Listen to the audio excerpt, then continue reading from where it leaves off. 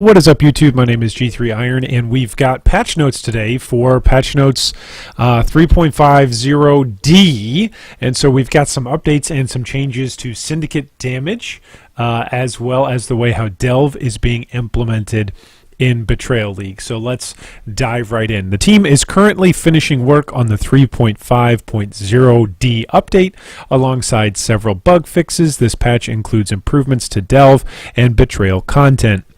We're planning to deploy 3.5.0D in the middle of the week, most likely on Tuesday, US EU time. For today's news post, we've prepared a preview of this update to keep you informed. Please note that the patch notes below might be changed prior to release. Interesting.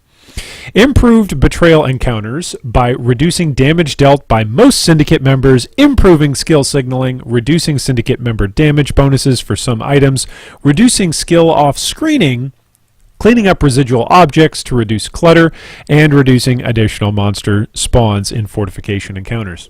All right, so everybody that was whining and complaining about Syndicate encounters being too hard, there you go. There's your answer. Complain enough about it, and GGG listens. Oh, once again, good job, GGG. You guys always respond and are always in tune with your player base. Okay, substantially increase the amount of Azurite dropped from the Azurite veins, increase the amount of Azurite dropped from the Azurite encounters by 20%, substantially increase sulfite capacity at all upgrade tiers, adjusted the cost of upgrades for sulfite capacity, darkness resistance, light radius, flare radius, and flare capacity in situations where you are over leveled relative to the expected depth of having these upgrades. Reduced the per cell travel cost of sulfite for early delving. Delves are now 50% cheaper at depth 1, tapering to normal cost at depth 52. So there you go. Even more changes that everybody was hoping for, was looking for, is changes and improvements to Delve and its implementation in future leagues, and really in the present league, where it's a little bit easier to go delving for an extended period of time.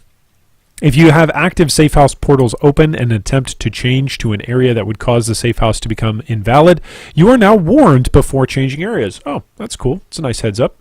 If you do invalidate your safe house by ignoring the warning and changing areas, the safe house leaders are now removed as they have escaped rather than made invulnerable. The reason that safe houses are invalidated is to prevent abuse cases where you could essentially go in, come out, go in, come out, go in, come out. Yeah.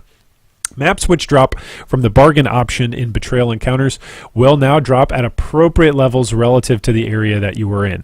Okay, so a lot of the discussion around Syndicate rewards has simply been that Syndicate rewards are really, really, really, really good in comparison to the item level or zone level that you're in, because you could have like tier 15 drops. I've had tier 15 drops on two different atlases. Two different attempts at the Atlas, and on neither attempt have I gotten anywhere near tier 15s yet, and so that was really great, but at the same time it also doesn't really incentivize you to continually level up your masters or continually interact with Syndicate stuff later on in the Atlas. So this at least provides some incentive for players to continue to level and go deeper into the Atlas as they encounter Syndicate bosses. Enabled the you can apply an additional curse, veiled, and crafting modifier. That is fantastic. That's amazing. That opens up so many builds for so many people. Enabled various new veiled and crafting modifiers for amulets. Okay, so be on the watch for that. The prefixes cannot be changed crafting modifier can now correctly be acquired by defeating Inya, the Unbearable Whispers, from the Unbearable Whispers 5 prophecy. Zana missions can no longer spawn in Zana missions. Interesting. Players that have clicked the plinth in the first delve encounter should now have 2 or 3 socket crafting recipes as originally intended. Cool. The plinth, which unlocked the 3 socket color, 6 socket, and 6 link crafting modifiers, now correctly spawn in Vol Outpost, Abyssal City, and Primeval Ruins, respectively. All right, cool. Veil modifiers for X% increased attack and cast speed can no longer generate on rings as they were not meant to be able to. Okay, so the price on those is probably going to go up. And added names to various modifiers that were missing from them. Updated the hideout loading screen art. Oh, that'll be cool. So if we've got various hideouts, they'll probably be updated now. The rest of this are bug fixes, which is cool, but I'm going to let you all read that as you may. You can, of course, click down below because the link to every forum announcement that we do on the channel is down in the channel in the video information down below on YouTube. And then lastly, Natalia says, we're planning to deploy 3.5 3.5.0D update for Xbox One shortly after its release on PC. So there you go. Those of you that wanted Syndicate bosses tuned down, they are. Those of you that wanted to delve more, you can. Those of you that wanted to be able to craft one more curse onto items, you can. Those of you that were worried about, hey, what about where the socket colors and 6-socket and 6-link various crafting recipes, they're there.